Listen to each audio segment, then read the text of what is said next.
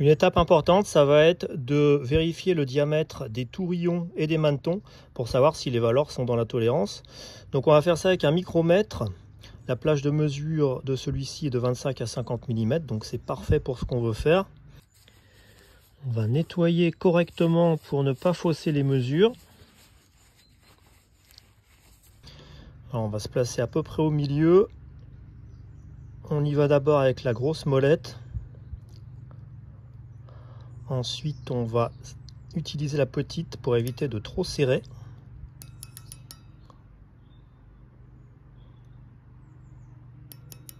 Voilà. On va bloquer la mesure. Et on va lire ce qu'on obtient. Alors vous voyez ici, c'est un peu piégeux parce qu'on pourrait penser qu'on est à 48. Mais on n'est pas à 48 puisque le 0 n'est pas en face de la ligne continue que nous avons ici. Donc en fait, on est à 45, 46, 47. On s'occupe du demi-millimètre qu'on a en dessous, puisque c'est des demi-millimètres ici. Donc 47,5. Et on rajoute, alors là c'est gradué de 0 à 50. On rajoute donc ces valeurs de droite sur la molette. Donc 0, 45, 46, 47, 48. Donc 47,5 plus 0,48, on est donc à 47,98 mm. Concernant les manetons maintenant,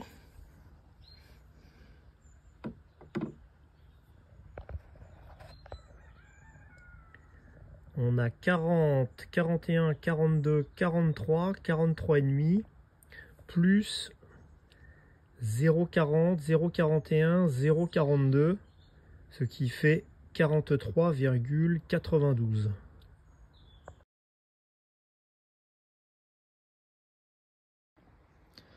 On va regarder le jeu au maneton sur ce moteur de 500 000 km, en tout cas sur ce vilebrequin. Alors les manetons se situent ici et c'est l'emplacement en fait des bielles, là où vont s'attacher les bielles, alors que la fixation de l'arbre lui-même de vilebrequin, on appelle ça les tourillons. Donc on va faire les deux, on va regarder le jeu que j'ai à l'origine. Et pour ce faire, eh bien, j'ai acheté du flexi-gauge. Alors pour ceux qui ne connaissent pas, en fait, ce sont de petits fils plastiques que l'on insère entre le chapeau et l'arbre. Et lorsqu'on serre, eh bien, ils vont s'écraser. Et suivant la dilatation, on va pouvoir voir sur la règle le jeu que l'on a. Donc c'est parti, je vais en couper des petits bouts. Alors bien sûr, il faut nettoyer absolument toutes les surfaces afin de ne pas fausser le jeu. On va en couper des petits bouts et on va les mettre sur le chapeau avant de serrer. Voilà, j'en ai mis sur les deux parties. Maintenant, on va passer au montage. Alors normalement, il faut enlever tous les poids parce que ça peut fausser la mesure. Donc ici, ce que je vais faire, puisque je n'ai pas démonté le piston, je vais le poser sur la table et je vais m'assurer qu'il n'y a aucune force qui va fausser la mesure.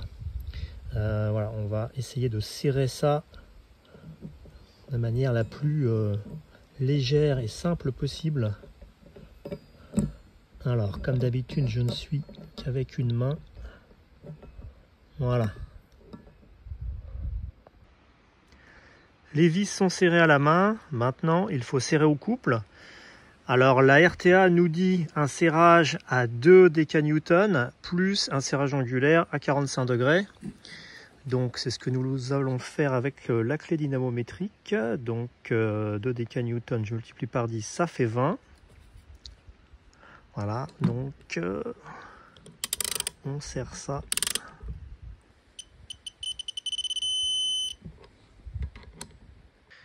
Maintenant que nous avons serré, eh bien, dévissage pour voir donc l'étalement du plastique.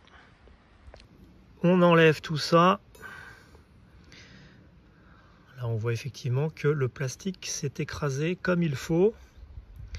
Et on va pouvoir lire les valeurs. Alors, théoriquement, on regarde le jeu là où l'usure est la plus faible, ce qui est logique, parce que si vous mettez une compensation de coussinet un peu plus épais, eh bien, si vous prenez la mesure là où c'est le plus usé, vous risquez d'avoir un frottement trop important, là où l'usure est bien sûr inférieure. Alors, il y a une partie qui est restée sur le coussinet et une autre qui est restée sur le maneton. Donc, on va prendre la règle. Alors, il ne faut pas se tromper, il y a une face en pouces et une autre en millimètres. Donc, on prend les millimètres et on regarde. Alors, on est à peu près à 0,025 a priori. Un peu plus large que 0,038. Donc, je dirais 0,025.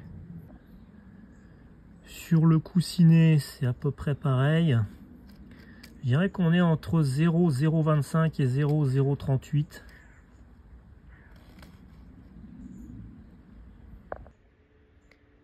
Et sur l'autre coussinet, on a sensiblement les mêmes valeurs. Je pense qu'on va adopter cette valeur comme moyenne.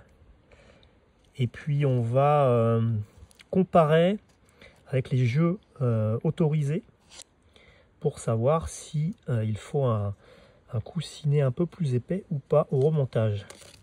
Le jeu radial autorisé pour les tourillons et les manetons débute à 0,027 jusqu'à 0,054 mm.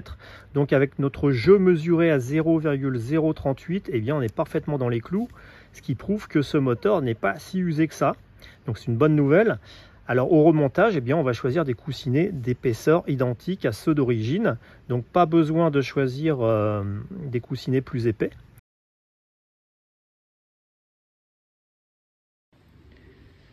Voilà, les coussinets sont en place. Donc maintenant, on met un petit fil de flexi-gauge.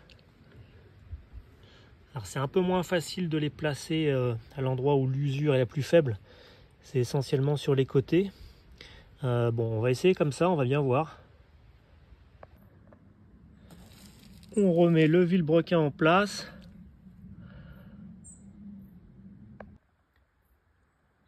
On met un bout de flexi-gauge sur chaque tourillon. Ensuite, on remet les chapeaux dans l'ordre.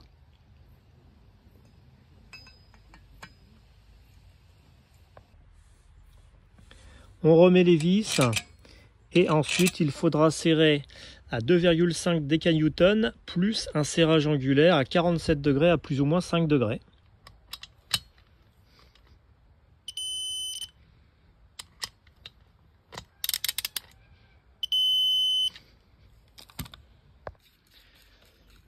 Et maintenant on redévisse tout.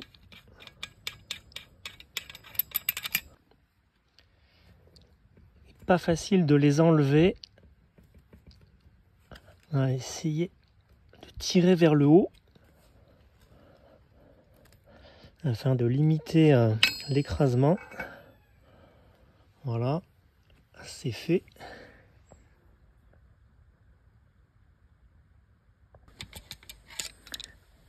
Et alors avec deux mains c'est mieux.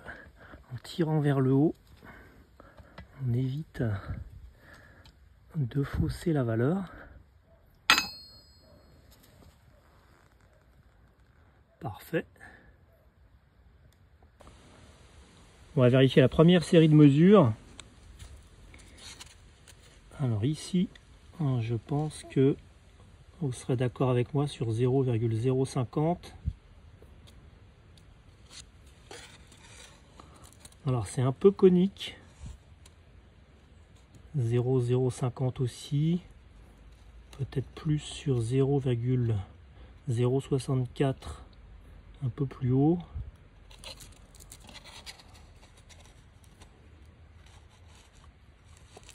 Ici, on serait a priori plutôt vers 0,038. J'ai enlevé le vilebrequin, donc on va checker la seconde série de mesures. Alors on voit pas trop sur les coussinets rainurés. Donc on va s'intéresser à l'autre côté, c'est-à-dire au tourillon.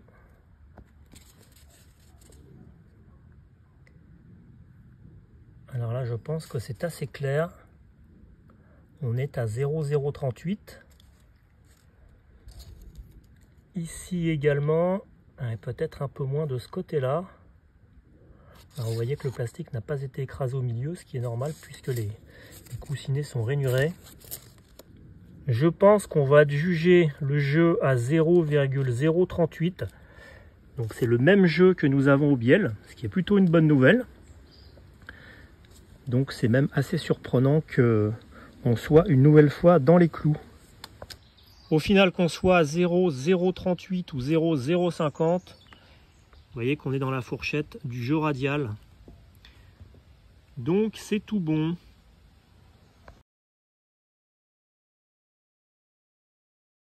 Alors on va plonger un petit peu dans les chiffres. Je me suis dit que ça pouvait être intéressant. Bon, rassurez-vous, ça ne sera pas trop compliqué.